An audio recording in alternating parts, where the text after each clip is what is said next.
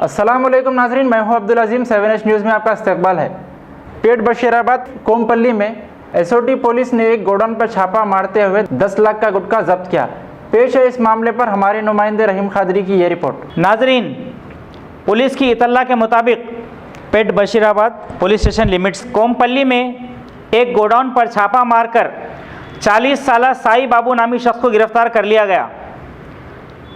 SOT police Balanagar zone की team ने छापा मारकर उस गोडाउन से 10 लाख रुपए मालियत का गुटखा बरामद किया। इस मामले की तहकीकात जारी हैं। अब करेंगे आपको अपडेट, तो लाइक कीजिए, शेयर कीजिए, चर्चा करना ना भूले। चैनल न्यूज़ आपकी आवाज़।